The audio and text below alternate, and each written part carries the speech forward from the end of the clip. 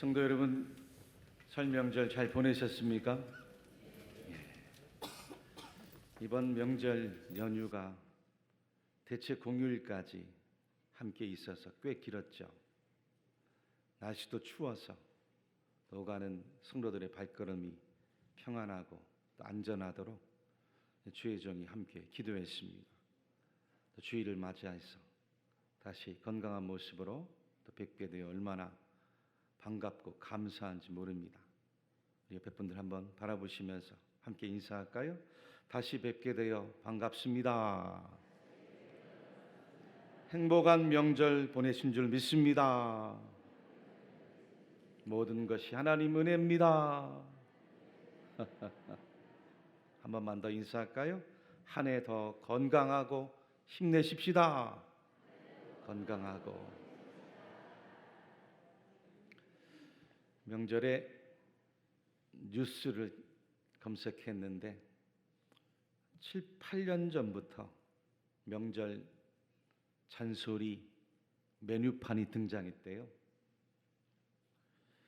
이유인즉 명절이 되면 오래간만에 가족들이 다 모여서 서로가 서로에게 덕담을 나누는데 그만 덕담을 나누다가 해서는 안 될 이야기를 하며 서로가 서로에게 상처를 주는 거예요. 몇 해 전엔 초등학생과 중학생들이 모여서 만든 잔소리 가격표가 생겨졌는데 편식하지 말고 골고루 먹어라 6만 원. 반에서 몇 등 하냐 7만 원. 핸드폰 그만해라 11만 원. 뭐가 되려고 하냐 12만 원. 요즘엔 여기 추가해서 연예인이 밥 먹여주냐, 어릴 땐 귀엽더니만 친구 많아? 이렇게 잔소리를 하는데 실컷 잔소리하고 참견해놓고는 마지막에 내 이름을 잘못 부른 친척에겐 무려 1억 원의 과태료를 매겼다는 거예요. 이외에도 사진 한번 보실까요? 대학은 어디 갈 거냐? 졸업은 언제 하냐? 살 빼라. 만나는 사람 있냐? 취업 준비는 잘하고 있니? 다니는 회사 연봉은 얼마냐? 슬슬 결혼 준비도 해야지. 이런 잔소리 메뉴를 가격표 붙여서 아예 등에다가 새겨놓고, 여러분 아까 티셔츠 맨 위에 보면은 QR 코드까지 있어요. 나는 뭐 기업 회사에서 무료로 저 명절 티셔츠를 나눠주는 이벤트를 했는데 무려 수십만 명이 신청을 했대요. 수십만 명이. 우리 사회가 명절을 맞이해서 세대마다, 성별마다, 또 직업별로 얼마나 많은 사람들이 이 말 때문에 주고받으면서 스트레스를 주는지 이만저만하지 않다는 거죠. 오늘 말씀도 지난주에 이어 우리 교회 세 번째 실천 목표인 찬송으로 우리 맥박을 뛰게 하겠습니다. 여러분, 맥박을 뛰게 한다는 건 우리 심장을 튼튼하게, 강하게, 건강하게, 벅차게 할 만큼 감동을 주고 감격을 주고 용기와 격려와 칭찬을 주는 창조적인 언어를 사용한다는 뜻입니다. 왜요? 찬송도 언어요 말이기 때문에. 할렐루야. 어떤 말이에요? 칭찬하는 말. 이 찬송이란 한자를 보면 칭찬할 찬에 칭송할 송자를 썼습니다. 칭찬하고 칭송한다, 찬송한다. 영어 사전에 보면 찬양을 힘, 또 praise라고 했는데 이 또한 칭찬과 관련이 있습니다. 히브리어에는 우리가 잘 아는 할렐루야가 대표적이죠. 이 할렐루야가 합성어입니다. 찬양을 뜻하는 명사 할렐, 여기에 명령어인 루가 합쳐져서 할렐루, 찬양하라. 나중에 말미 전미어로 여호와의 축약형인 야가 붙어서 할렐루야, 여호와를 찬양하라 라고 하는 명령형이 됩니다. 그 의미도 칭찬하다, 자랑하다, 높이다 라고 하는 뜻이 주된 의미예요. 여러분, 성도들이 예수님 믿고 하나님 자녀가 됐어요. 하나님의 백성이 됐습니다. 하나님의 거룩한 성도들로 변화가 되어서 살아가게 되었어요. 여러 가지 증거와 증표들이 있죠. 지금처럼 세상 사람들은 모이지 않는 주일에 모여서 주일을 지키고 예배를 드립니다. 지난주, 지지난주에 말씀드린 것처럼 매일 성경을 읽고 매일 기도 생활을 하는 거예요. 뿐만 아니라 찬송 생활도 얼마나 커다란 변화인지, 얼마나 놀라운 증표인지 알 수가 없어요. 예수 믿기 전엔 찬송 부를 일이 없었습니다. 그저 노래해봤자 세상 노래뿐이었어요. 세상을 한탄하는 노래, 세상을 원망하는 노래, 기껏해야 남녀간의 사랑을 기억하는 노래, 그리워하는 노래들 뿐이었어요.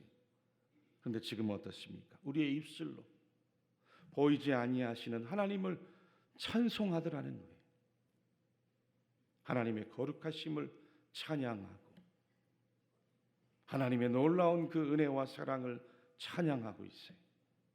하나님의 창조주 되시고 구원주 되시고 전지와 전능 그 지혜로움을 죄인된 우리가 하나님을 찬양하고 높이는 신령한 입술로 변화가 되는 거예요. 과거 예수님 없이 죄인으로 살아갈 때는 우리 입술에 나오는 모든 것들이 죄다. 남을 죽이고 상처 주는 저주이고 악이고 독이었습니다. 거짓이었어요. 분노이고 미움이고 원망이었어요. 한마디로 내 혀를 내가 제어 못하는 불과 같은 존재로 살아가고 있었어요. 오늘 우리가 읽은 본문 야고보서 3장 6절로 8절의 증언이죠. 우리 말씀 다시 한번 함께 읽어볼까요? 시작. 혀는 곧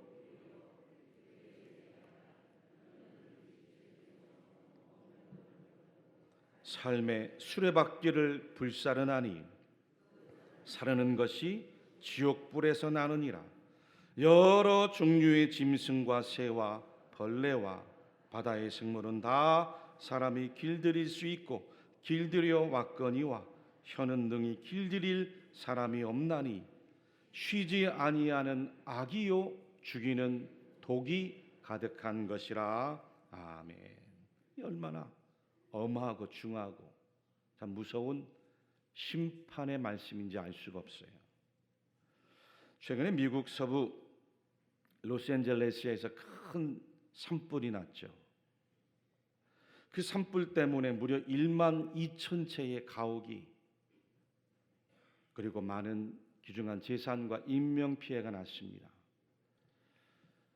뉴스를 보니까 서울이나 우리 대구 면적의 약 3분의 1이 피해를 봤대요. 아는 목사님 가정이 로스앤젤레스에서 살고 계셔서 걱정되고 염려가 돼 전화를 드려봤습니다. 목사님, 거기는 괜찮으십니까? 목사님 하시는 이야기가 산불이 번지며 내려오는데 마침 거기서 그쳤다는 거예요. 참 다행스럽게 피해를 입지 않으셨다고 하셨는데 목사님 하시는 말씀이 화마가 지나간 곳을 보니까 마치 지옥이 따로 없더래요. 여러분, 오늘 야고보서 말씀에 사람들의 입에서 나오는 그 저주와 악이 마치 이와 같은 한 사람의 인생을 집어삼키는, 더럽히는 지옥불이다 라고 말씀하세요. 한 사람이 지금까지 살아오고 있는 삶의 그 모든 과정과 여정에 수레바퀴를 송두리째 불사르는 아주 무서운 화마와 같이 엄중하게 경고를 하고 계세요. 무슨 뜻인가요?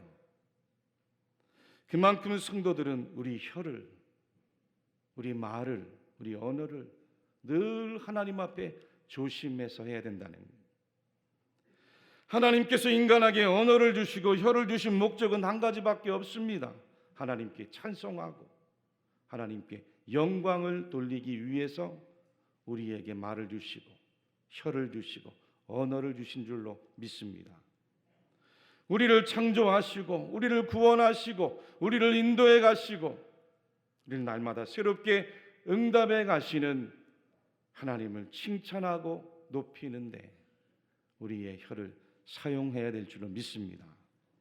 이사야 43장 21절 말씀이죠.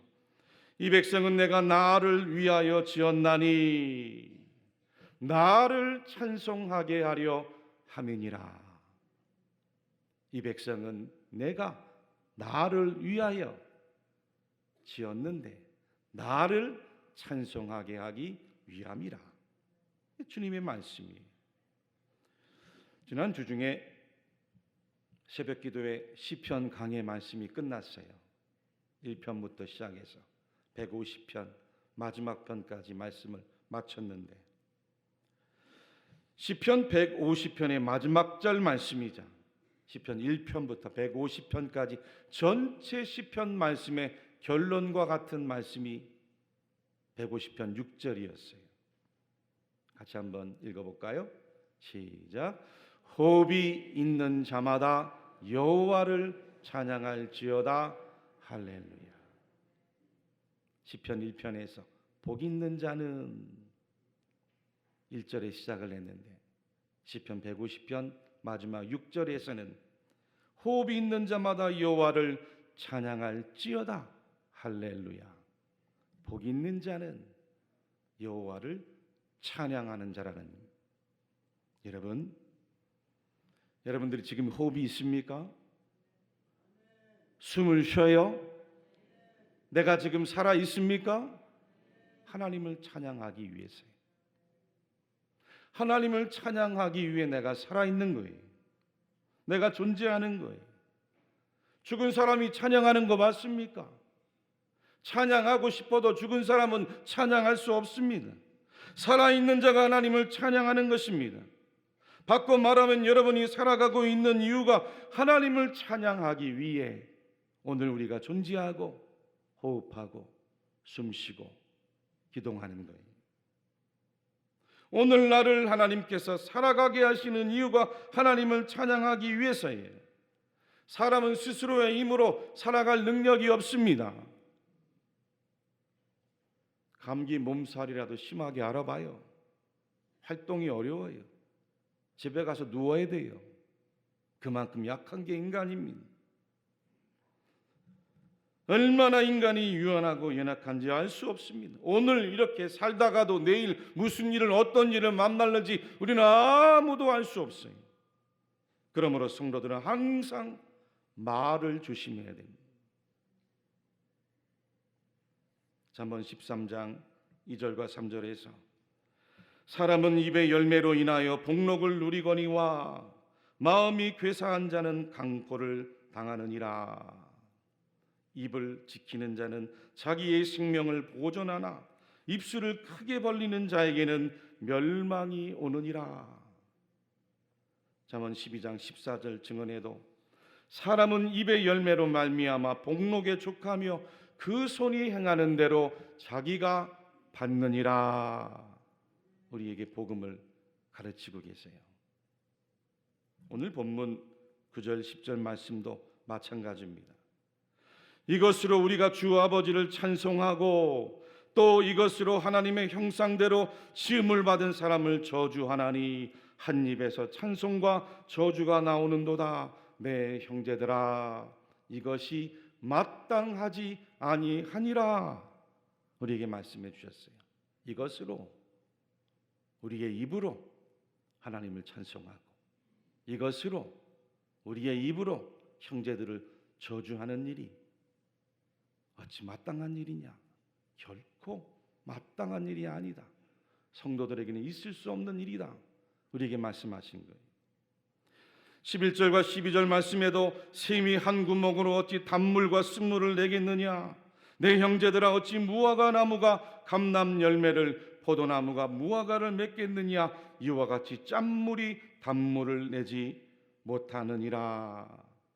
우리에게 엄하게 경계하셨어요. 이 모든 말씀이 구원받고 회심하고 거듭난 성도들의 입술은 거룩한 찬송만이 흘러나와야 함을 우리에게 가르쳐 주신 거죠. 한 샘인데 단물과 쓴물이 어떻게 나옵니까? 무화과 나무에서 감람 열매가 어떻게 맺어요? 포도나무에서 무화과 열매가 어떻게 맺어요? 맺을 수 없는 거죠. 한 입에서 하나님을 찬송하는 입술과 하나님의 형상으로 지음받은 사람을 동시에 저주할 수 없다는 말씀의 뜻이에요. 예수 믿고 회심하여 성령으로 진정 거듭난 성도들은 그 언어도 함께 거듭난 줄로 믿으시기를 바랍니다. 성도들이 사용하는 언어와 그 혀가 하나님을 찬양하도록 우리를 변화시켜 주신 거예요. 거룩한 말, 아멘. 온유한 말, 아멘. 지혜로운 말, 선한 말, 창조적인 말, 능력 있는 말, 그와 같은 존재로 우리가 살아가야 된다는 거예요. 그럼에도 아직까지 예수 믿는다고 하며 언어 생활에 변화가 없는 분들이 있습니까? 명절날 잔소리 메뉴판에 등장했던 언어와 같이 가정에 우리 자녀들에게 낙심을 주고 우리의 이웃과 형제들에게 상처를 주고 성도들과 사람들 사이를 이간질하고 낙심케 하는, 절망케 하는 부정적인 입술로 살아가는 분들이 있습니까? 만일 그와 같은 분들이 있다면 내가 과연 성령 안에서 진정 거듭난 존재인지 하나님 앞에 지금 서 있는지 물어볼 수 있어야 된다는 뜻입니다. 어느 목사님께서 시골 교회에 부흥회를 인도하러 가셨대요. 버스를 타시고 한참 시골길을 달리셨는데 마을 어귀에 내리시고 다시 그 고갯길을 건너 한참을 걸어가셨어요. 저만치서 마을이 보이고 자그마한 교회가 보여요. 마지막 돌담이 둘러있는 좁은 마을 골목길을 지나가시는데 어디선가 그 시골집 마당에 익숙한 찬양의 멜로디가 들려오는 거예요. 그런데 가만히 들어보니 가사가 긴가민가해요. 뒤를 돌아보고 그 시골집 마당 안을 들여다보니까 어떤 할머니께서 고추를 말리시고 광주리 하나씩 담고 계셨어요. 그러시면서 작은 목소리로 흥얼흥얼거리시는 거예요. 목사님이 할머니에게 물으셨어요. 할머니, 지금 부르는 노래가 무슨 노래입니까? 그랬더니 할머니 하시는 말씀이 그냥 나 혼자 부르는 노래라오. 할머니, 그 노래 다시 한번 불러봐 주실 수 있습니까? 정중하게 요청을 했더니 할머니께서 노래를 부르시면서 우리 주님 넘버원, 우리 주님 넘버원. 그럼 넘버원이 누군지 아세요? 옛날에 코미디언이 있나요? 우리 주님 넘버원, 넘버원, 우리 주님 넘버원. 근데 사실 할머니에게 있어서 넘버원이 아니라 넘버원이었죠. 우리 주님 넘버원, 우리 주님 넘버원, 우리 주님 넘버원. 넘버원을 넘버원으로 잘못 부르신 거예요. 교회 여러분들, 여러분들의 인생의 최고의 넘버원은 누구이십니까? 여러분들의 삶의 최고의 넘버원은 누가 되세요? 대답이 없으세요. 예수님이지, 성령님이지, 하나님이시죠. 칭찬은 고래도 춤추게 한다고 했는데 찬양은 하나님도 기쁘시게 하는 거예요. 믿습니까? 여러분들도 찬양해 보세요. 제게는 하나님이 최고입니다. 제게는 하나님이 제일입니다. 나는 하나님이 너무 좋습니다. 나는 누가 뭐래도 하나님만을 사랑합니다. 하나님이 제일이에요. 최고예요. 나는 하나님밖에 없습니다. 넘버원입니다. 고백하는 게 찬양이라는 거예요. 할렐루야. 바울과 실라가 감옥에 갇혔을 때에 그 깜깜한 밤중에 감옥 안에서 하나님을 찬미했어요. 감사했대요.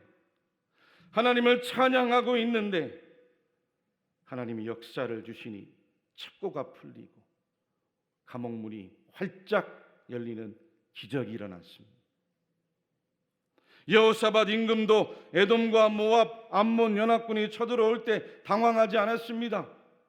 찬양대를 조직하고 찬양대 옷을 입히고 함께 찬양하며 나아가니 원수들이 물러가는 놀라운 기적이 하나님께로부터 임한 줄로 믿습니다.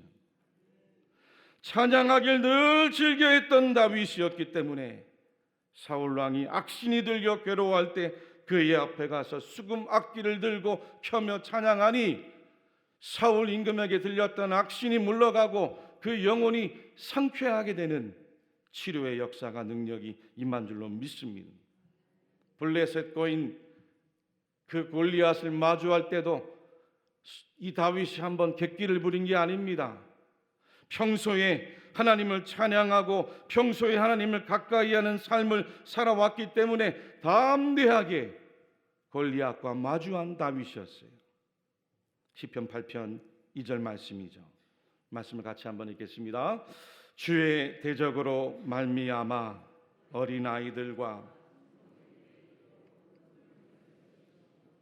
이는 원수들과 보복자들을 잠잠하게 하려 하심이니이다. 아멘. 얼마나 놀라운 고백인지 알 수 없어요. 비록 어린아이들, 젖먹이들의 그 입의 찬송이 모든 원수와 보복자들을 잠잠케 하는 권세가 있다는 거예요. 권능이 있다는 거예요. 믿습니까? 사단마귀들이 여러분들을 공격할 때마다 찬송을 부르세요. 마음에 우울함이 찾아올 때 찬송을 부르세요. 낙심한 마음이 찾아올 때 찬송을 부르세요. 마귀가 물러가는 거예요. 찬송의 힘과 능력이 있습니다. 올 한 해 무엇이 여러분들의 인생을 힘있게 맥박을 뛰게 하며 달려갈 수 있겠습니까? 하나님을 찬송하는 여러분들이, 하나님을 찬양하는 여러분들입니다. 여러분들의 찬송을 받으시고 여러분들을 힘있게 하실 분은 오직 우리 하나님 한 분밖에 없는 줄로 믿습니다.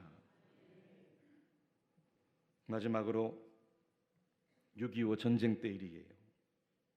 당시 우리나라 초대 해군 군종감이었던 정달빈 목사님이 계셨는데, 목사님께서 한국인이 만든 성가곡이 없어서 안타까워하셨어요.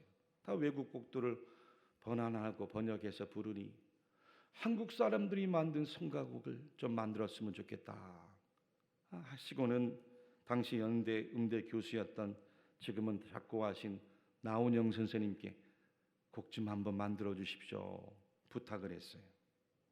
그때 나훈영 선생님이 고민하다 응낙을 하시고 밤을 지새우며 기도하고 또 말씀을 묵상하다가 곡을 하나 썼어요. 시편 23편 말씀을 가지고 곡을 쓰는데 순식간에 곡이 나중에 쓰여지더래요. 그리고는 그 곡을 가지고 당시 진해로 피난 온 대한민국 정부에서 대통령과 강요들 또 믿는 성도들이 함께 모여 나라를 위해 기도하며 예배를 드리는데 그 곡이 울릴 때 이승만 대통령 부부도 울고 찬양 부르는 성가대원들도 울고 거기에 함께 참여했던 모든 성도들도 함께 울고 그 찬양대를 지휘하던 나훈현 선생님도 지휘하며 울고 마지막에는 모든 성도들이 함께 이 나라가 공산화되지 않도록 하나님이 지켜달라고 보호해달라고 구원해달라고 간절히 기도하며 불렀던 그 곡 여호와는 나의 목자시니 이 성가 찬양 벌써 나오셨네요.